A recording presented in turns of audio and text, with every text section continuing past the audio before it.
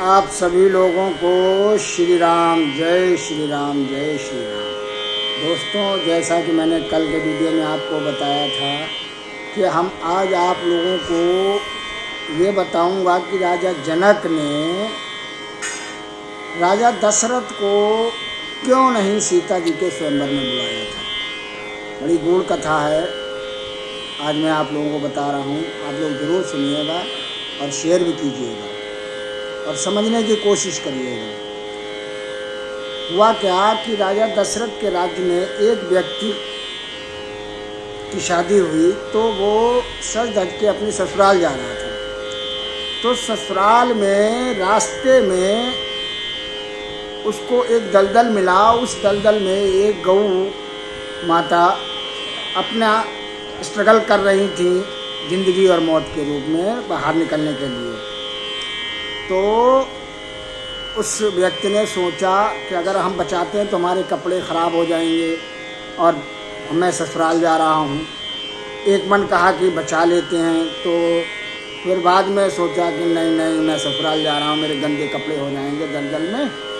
और वो क्या हुआ कि वो गौ माता के ऊपर पैर रख करके आगे निकल गया। जैसे ही आगे निकला तुरंत गौ माता ने उसे ये श्राप दिया कि ये दुष्ट मानव, तू जहाँ जा रहा है, जिसके लिए जा रहा है, जैसे ही तू उसे देखेगा उसकी मृत्यु हो जाएगी। अरे अब तो इसका दिमाग खराब। बोला पहली बार ससुराल जा रहा हूँ, पहली बार बीवी को देखूंगा और देखते ही मौत हो जाएगी, ये क्या हो गया। अब कर भी क्या सकता था, उससे एक अपराध तो हो ही गया था। ये देखो मैं बता रहा हूँ, गौ माता का जो लोग डंडा मार देते हैं वो करते गौ माता अंदर ही अंदर कैसा श्राप दे देती हैं ऐसे लोगों को।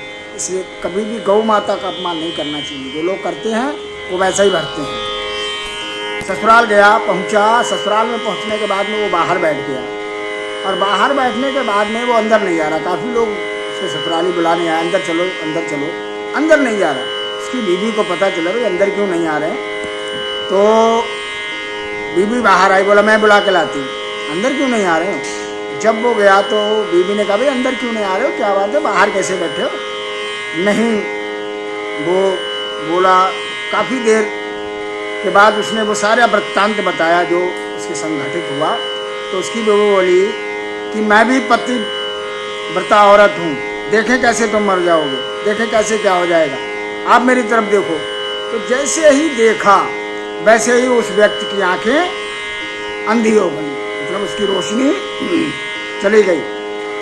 अब तो बीवी बड़े परेशान, क्योंकि पतिव्रता थी इसलिए मृत्यु तो नहीं हुई, लेकिन आँख की रोशनी चली गई। इसके बाद वो औरत, पतिव्रता औरत अपने पति को लेकर के राजा जनक के दरबार में पहुंची। राजा जनक से सब सारा वृत्तांत बताया। तो राजा जनक ने कई विद्वानों को बुला करके गौ हत्या का उपाय पूछा कि भाई बताओ कैसे गौ हत्या का निवारण होगा। तो कई विद्वानों और पंडितों ने, वेदवेत्ताओं ने बताया कि इसका एक ही उपाय है कि अगर कोई पतिव्रता स्त्री छलनी में गंगा जल लेकर के आए और वो इसकी आँखों में अगर छिड़क दे तो इसकी आँखों की रोशनी आ जाएगी। राजा जनक का कोई बात नहीं, तो हम देखते हैं। राजा जनक ने अपने महल में सबसे पूछा कि भाई कोई पतिव्रता है।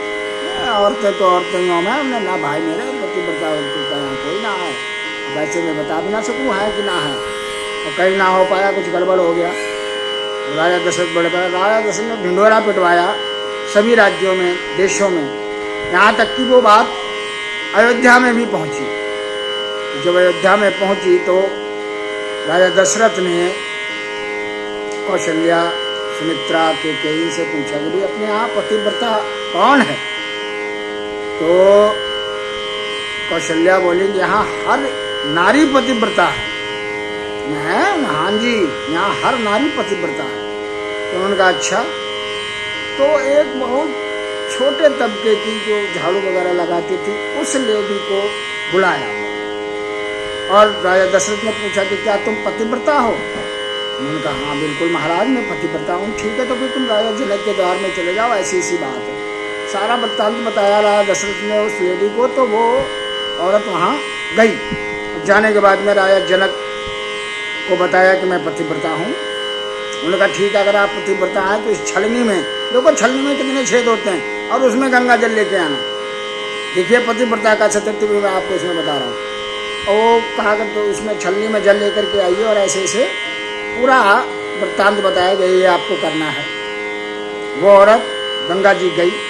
जाने के बाद में गंगा मैया की प्रार्थना करी कि हे माता, अगर मैं सच में पतिव्रता हूँ तो छलनी से एक बूंद भी जल नीचे नहीं गिरना चाहिए। जैसे ही जल भरा, छलनी में से एक बूंद भी जल नहीं गिरा। ऊपर तक भर गया था तो उसने थोड़ा कम कर दिया, जिससे कि वो जल छिटके ना, क्योंकि माँ गंगा का अपमान नहीं होना चाहिए। और वो लेकर के दरबार में आई तो ब्राह्मणों ने कहा कि अब आप ही इसके आंखों में ये जल छिड़क दें। जैसे ही छिड़का, आंखों की रोशनी आ गई। रोशनी आने पे भैया बड़ा ही खुशी हो गई। राजा दशरथ ने काफ़ी प्रोत्साहन किया, काफ़ी धन दौलत दी, और धन दौलत देने के बाद में फिर जाते समय राजा दशरथ का मन बड़ा ही वैसा हुआ। तो उन्होंने पूछा कि बुरा मत मानना, मैं ये जानना चाहता हूँ आप किस जाति की हैं? तो उन्होंने बताया, उस औरत ने बताया कि मैं झाड़ू लगाने वाली हूँ। ओह गजब हो गया भाई, झाड़ू आप लगाते हैं? खैर कोई नहीं, चलिए। तो यही बात राजा जनक को याद आ गई कि अगर मैंने सीता के स्वयंवर में राजा दशरथ के यहाँ निमंत्रण भेज दिया हो, कहीं राजा दशरथ ने किसी दूसरे व्यक्ति को, अपने सैनिक को या और किसी को भेज दिया, तो ये राजकुमारी उस व्यक्ति को, क्योंकि जब ये लेडी, ये औरत इतनी पतिव्रता है कि इसके सतीत्व से एक व्यक्ति की आंखों में रोशनी आ गई, इतनी ताकतवर है, तो इसका व्यक्ति, इसका पुरुष, इसका हस्बैंड कितना पावरफुल होगा।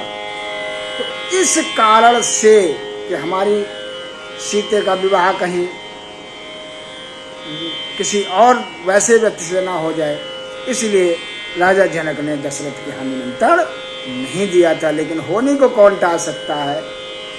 राम तो उनके दरबार में विश्वामित्र के द्वारा पहुंच गए थे, और पहुंचने के बाद में धनुष बंद भी किया, सीता का ब्याह भी किया। तो जो होनी होती है वो तो होकर रहती है। तो मित्रों, आप लोग उनको ये कथा अच्छी लगी हो तो कल हम आप लोगों को एक कथा और सुनाएंगे। उसका टाइटल अभी नहीं बता रहा हूँ, कल एक और कथा सुनाएंगे।